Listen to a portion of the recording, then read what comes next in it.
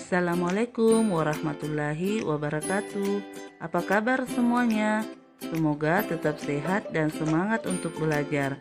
Pada pertemuan hari ini, kita akan mempelajari bab 2 teks pidato persuasif. Sebelum memulai pelajaran, marilah kita mengucapkan basmalah. Bismillahirrahmanirrahim. Semoga kita dimudahkan dalam menerima dan memahami materi pelajaran hari ini.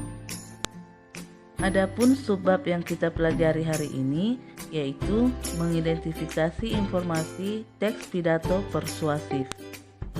Sebelum masuk pengertian pidato persuasif, kita lihat dulu perbedaan antara gagasan, pikiran, pandangan, arahan, dan pesan. Gagasan adalah ide dalam pikiran berupa pengetahuan, pengamatan, keinginan, perasaan, dan sebagainya. Artinya, setiap individu memiliki ide yang berbeda-beda. Pikiran adalah ingatan atau hasil berpikirnya manusia. Pandangan adalah hasil dari melihat atau memerhatikan sesuatu. Arahan adalah petunjuk untuk melakukan sesuatu yang sifatnya positif. Pesan adalah perintah atau sesuatu hal yang ingin disampaikan kepada orang lain yang diambil sisi positifnya. Nah, itulah perbedaan antara kelima hal tersebut. Nah, sekarang kita akan bahas apa itu pidato persuasif. Pidato persuasif adalah kegiatan berbicara di depan umum yang menyatakan gagasan, pikiran, pandangan, arahan, atau pesan. Nah, dengan begitu, untuk mencari informasi pidato persuasif, kita harus menemukan gagasan, pikiran, pandangan, arahan, atau pesan yang terdapat pada teks pidato persuasif. Atau yang lebih jelasnya, dalam mengidentifikasi informasi pidato persuasif, cukup menemukan pernyataan yang berupa pandangan dan pesan saja.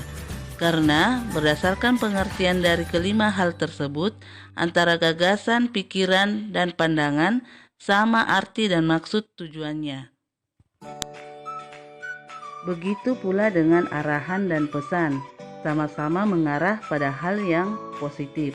Maka untuk mengidentifikasi informasi pada pidato, cukup menemukan pernyataan yang berupa pandangan dan pesan saja. Pidato persuasif juga merupakan bagian dari teks eksposisi. Seperti yang telah dipelajari sebelumnya, bahwa eksposisi digunakan untuk meyakinkan pembaca atau pendengar dengan menyajikan argumen dari satu sudut pandang. Hal ini sejalan dengan tujuan pidato persuasif, yaitu meyakinkan audiensi untuk melakukan sesuatu. Di dalam menyampaikan pandangan dan pesan pada pidato persuasif, ada 3 pendekatan yang digunakan, yaitu yang pertama etika. Etika berarti menyentuh pendengar lewat nilai-nilai moral dan kebenaran yang harus ditegakkan. Artinya bahwa pembicara menunjukkan benar atau salah atas apa yang disampaikan.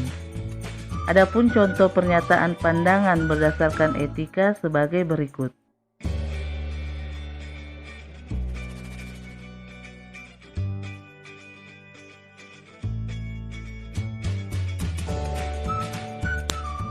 Yang kedua, pendekatan emosi. Artinya, pembicara menyentuh perasaan pendengar dengan cara membakar semangatnya atau justru membuat pendengar merasa terharu akan suatu kenyataan. Artinya di sini, pembicara melibatkan emosi atau perasaan pendengarnya. Adapun contoh pernyataan pesan berdasarkan pendekatan emosi adalah sebagai berikut.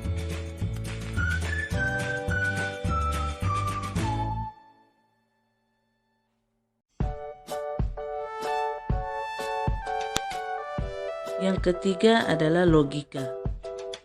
Logika adalah sesuatu yang bisa diterima oleh akal pikiran.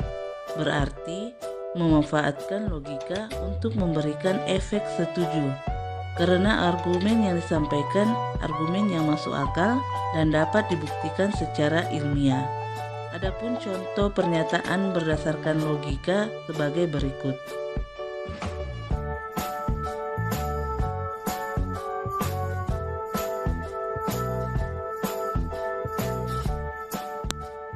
Nah, itulah penjelasan cara mengidentifikasi informasi pidato persuasif.